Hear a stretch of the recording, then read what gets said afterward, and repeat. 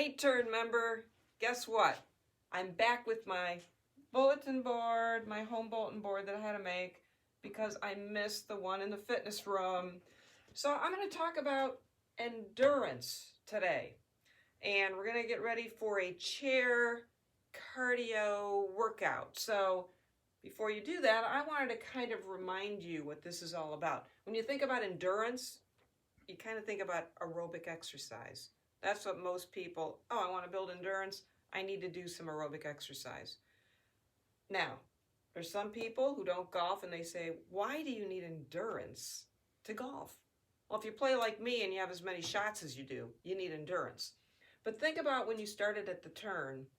Think about when we had a play day and you started going out on the course. And maybe 1, 2, 3 holes and you started to feel it. And as you went along with the program, maybe instead of doing 3 holes in the beginning, you were able to do 4, then 5, then 6. So, and I know we use some adaptive equipment too to help with that, to improve the, your endurance. But what is it? This is when you exercise your larger muscles. And think about it, you're doing it rhythmically. So in the fitness room, we've got a treadmill, okay? We've got the recumbent bike, the new step, and then the other one. And then we have this thing called the arm ergometer.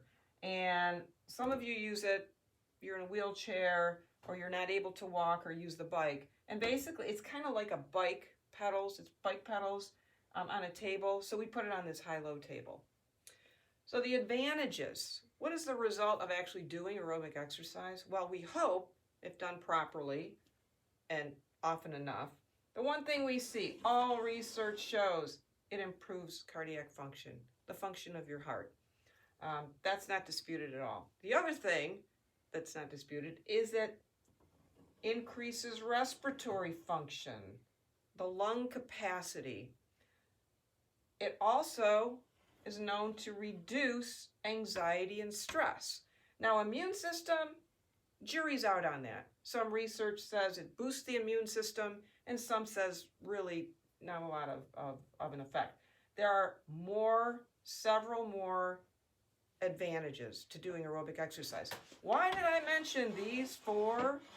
What's going on? What do you hear on TV all the time?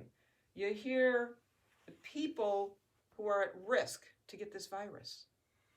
Cardiac issues, chronic respiratory diseases, immune system, okay? And obviously, this can be decreased if you have a lot of anxiety and stress. So that's why I brought these 4 up, okay? Plenty more, like I said. What do you need to do a good exercise program? All right, so you come in, you're at the gym, you're in the fitness room, you're at home. Here's the sequence, and this is very important. You need to start with a warm-up. I don't know how many times I've seen people in the fitness room or at the gym, they get on a treadmill and they just start running, full go, especially these young whippersnappers. So it is very important to warm up your muscles and start to raise your heart rate. Then you've got this period of aerobic exercise, okay? And that's kind of like keeping that heart rate in a target zone. Now, I used to do cardiac rehab as a physical therapist at Metro, and I used to prescribe exercise, and I could give somebody their target heart rate zone. I'm not going to do that because I feel more comfortable at this point that you talk to your physician, cardiologist, whoever you go to, or physical therapist in the hospital to get that prescription. There are so many things that can affect your heart rate. For instance, medications. That's a big one. If you're on a medication to lower your heart rate, I don't care how hard you work, you're probably not going to get up to the normal target range that people think about. You probably heard, 220 minus your age, and you take 60 to 80%, and this was all high school math. It's beyond me. So here's what we use. This is what we use, and hopefully you've seen this in the exercise fitness room.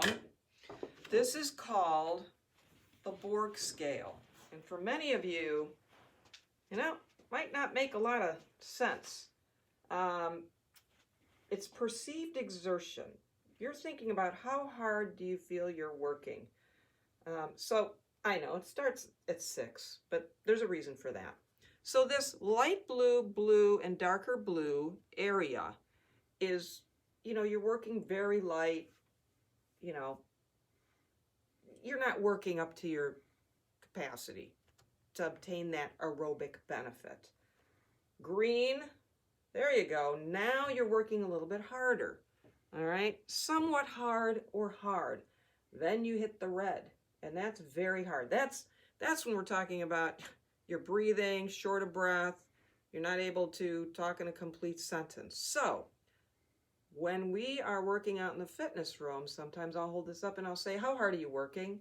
And you might say, oh, I'm in the blue area. And I'll say, why don't you pump it up a little bit? Get it up to the green. And on the other hand, some people will say, I'm in the red area. And I'll say, hey, reduce your speed. And that's usually what we do is we increase or decrease the speed. So in our chair exercise program that we're going to do, that's how we're going to modify that. And again, I want you to, when we do the exercise, I want you to think about what area am I in? And maybe I need to slow down. Maybe I need to speed up. All right, so we've done this portion. Guess what? Now we're going to cool down. You don't just jump off a treadmill and walk and get a cup of water. You want to actually slow down, or you want to slow down your speed of pedaling, whether it's arm ergometer or whatever. Cool down those muscles, decrease your heart rate slowly, okay?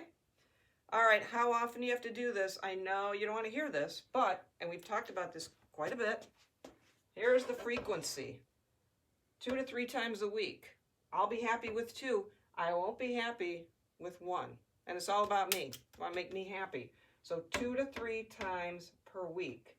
How many minutes? Well, the research shows if you're over 60, 75 is pretty good. If you're under, about 150 minutes per week. Here's that intensity. Here's what we talked about. We talked about that fancy thing, that perceived exertion right here. That's your intensity. How hard are you working? So, whether you're back at the turn, whether you're in your basement or wherever you are at home, hopefully the weather gets nicer. And those of you who are used to taking walks outside, you can do that. But this is important. Please, please, please, while we are staying at home, this is probably one of the most important exercises you can do. So we've got endurance exercises, aerobic, at least 2 times a week. We've got your chair strengthening exercises, at least 2 times a week. And you've got Judith's yoga. Okay, you're going to do all these programs, so the result will be improved posture, improved balance, improved stability, mobility, flexibility, improved strength, okay? All of those things, and then along with Judith's, you're going to be able to pay attention when everybody's talking on the first tee. So, we're going to go over to the southeast corner of my basement, and we're going to do a chair cardio program, and I think you're going to like it.